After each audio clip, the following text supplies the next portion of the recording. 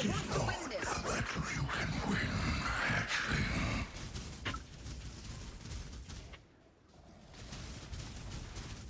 can just evade these, right? And I should be able to. Yeah, that's fine. I can just DPS.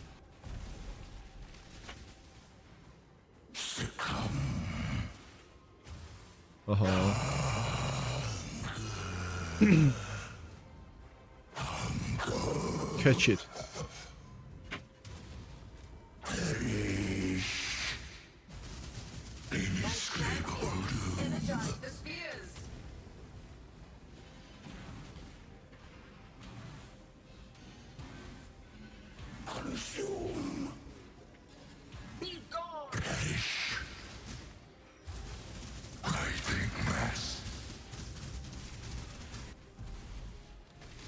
Whoa, forgot about these tentacles going back to the ground.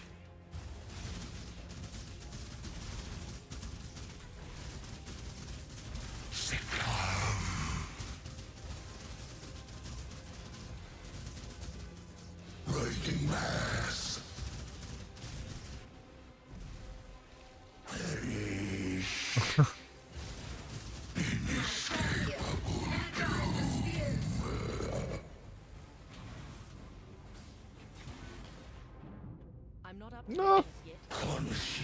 There's one at the top, alright.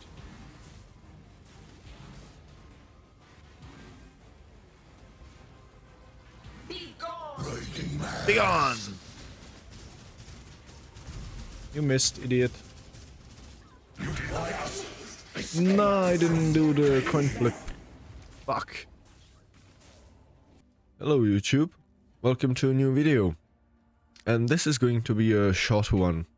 Just because, spoiler alert, I'm done with the build. And not just because, not because I didn't like it, but because I want to play something else. And yeah, I've done with the build everything I think I needed. And excuse my voice, I'm starting to be a little bit sick. Yeah, I done everything I needed. I done my whole atlas except for 6 last unique maps. So those probably wait for another build. I've done my Eater, my Exarch, got 2 of my watchstones, made some currency, and yeah, I had fun with the build.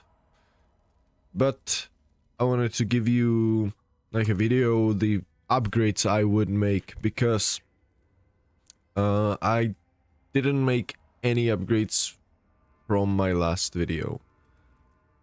So basically the gear is completely the same as in my last video, and I'm here to talk about the upgrades I would make to make the build basically better, because it can do tier 16s and stuff, but of course it's been a bit on the slower side, especially in terms of single target. But yeah, there's nothing you cannot fix.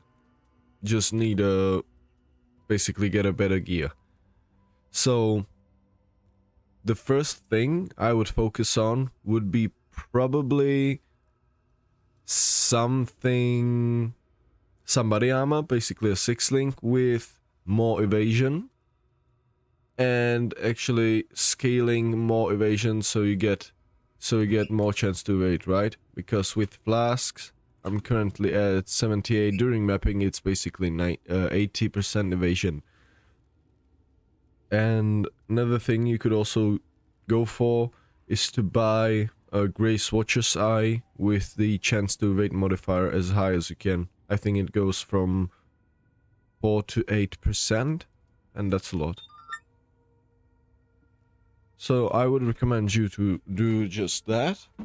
And then after you get your evasion as high as possible on basically every piece of gear, and maybe getting level 21 Grace, then you can also buy the Watcher's Eye. Then you've got basically your evasion covered, right? Then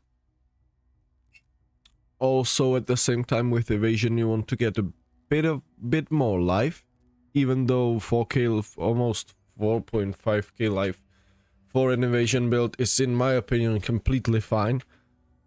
I'm usually having on my full pure evasion builds, I'm usually having around 3k life, so in this one I'm having 1k more, probably more than 1k than I usually have, so I'm fine with this life. But if you feel like getting more life, get more life, that's just fine. Yeah, the next thing that I would upgrade would be ailment immunity. That means being immune to shock, chill, freeze, ignite. And I would do it by getting better boots and getting the roll on the shield. There's a roll, chance to avoid elemental ailments. Maybe you can even craft it on a shield. Let me actually see. Yeah, there's even a craft. It's a suffix craft, chance to avoid elemental ailments, but it's better to get it just as a roll on the shield and get crafted something different, for example attack speed or double damage, right? So get it on your shield, get the boots with chance to avoid elemental ailments, and get it also on the implicit of the boot from, I think it's Icus. Is it Icus? Yeah, from the Ether currency basically.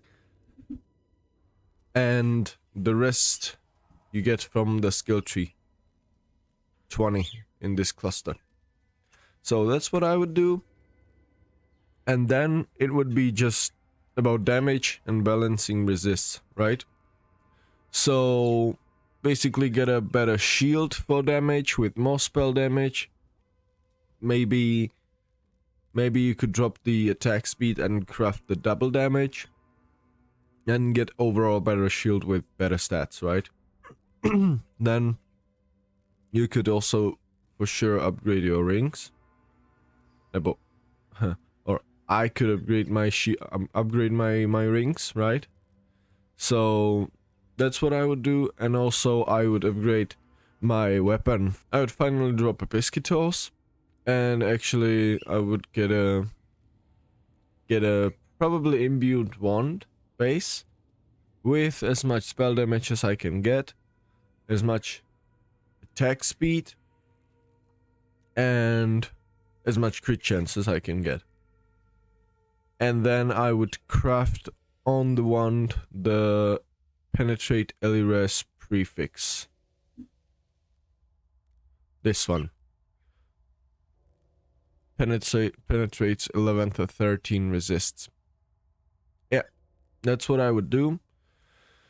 And also what I would do, I would 100% buy the interrogation jewel and make do two more levels, or you could potentially drop these 2 points because I would say you're having enough leech from Crown of Ice. So you can drop these 2 points and put basically the interrogation here and allocate the Sacreds of Suffering, the node, basically. So that's what I would do. And then I'm sure you would be around 3 to 5 million DPS, I think. And that's just absolutely enough to do the rest of the content. Or basic, for example, Maven and stuff. Yeah, so these would be the upgrades I would do. Yeah, also, if you're wondering, my flasks, that's the only thing that is changed from my last video. So this is the flask setup. Currently using immunity to chill because I'm not immune on life flask. Still the rot gut. Bought this jade flask with movement speed and increased duration, and also put in the used when charges reach full just to automatize it. Same enchant with the Stim Night flask, crit chance and duration, and I'm using this diamond flask for basically any content like maps and bosses. So diamond flask for the crit chance with duration and evasion. And I bought the basically with the flask with the same stats as the diamond flask, but I'm using this one with take a savage hit, and that's a hit that would remove 15% of your life, and I'm using it for delve because I have no other source of phasing, and then this basically gives me phasing when I get hit enough. So it's great for delve. That's why I'm using it. Alright, and that's it probably for the upgrades, what you can do. I can show you what body armor could you potentially use.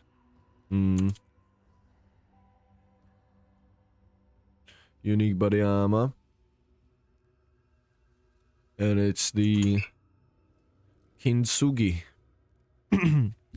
You could potentially use Kintsugi.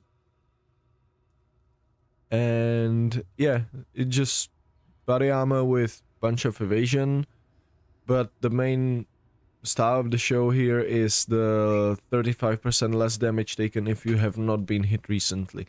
If your evasion is high enough, that should be up quite a lot basically, so it would help you against those one shot. So that's basically the biggest problem of evasion builds, right? One shots. So this would help you prevent those one shots, but you could just you could as well go with normal rare chest. So there you have one option.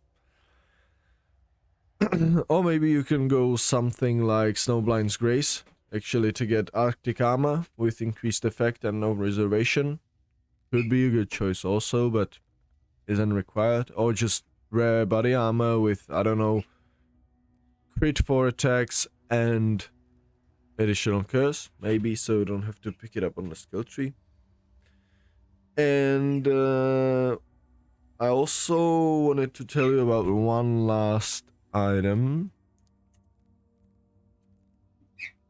Unique belts. And it's something eternity, right? Mother's embrace. Wait, where is it? Tides of Time, this one. And you could also play with this belt, and with a bit of investment on the skill tree, or maybe getting just a perfect flask with perfect duration, maybe you could somehow sustain your flasks, basically permanent, because this would allow you to get charges every 3 seconds, and if you get the perfect roll, then you would get, it would translate basically into 3 charges per 3 seconds, right? So take from it what you will. This is, in my opinion, another option, and what you go for. And yeah, this is the build for me. Was great, was a blast. But yeah, and also one last thing. I bought a jewel with corrupted blood, cannot be inflicted to you. Very important, very important. Corrupted blood is majority of my deaths on this build. Corrupted blood, because you have no really physical damage reduction. So yeah, this thing. Yeah, that's it from me on the build. It was a blast, loved it. Do love me some wonders, and I'll see you in the next build. If you want to see me level it up, then stop by my Twitch stream. And for those who don't want to stop by the stream, there you got a little hint of what am I going to be cooking. Or I'll show you the whole thing. But the gem socketed in it is gonna be a secret. You'll have to watch the stream for that. So yeah, I'm going Surfcaster finally. Thank you very much for watching, and see you next time, Exiles. Bye bye.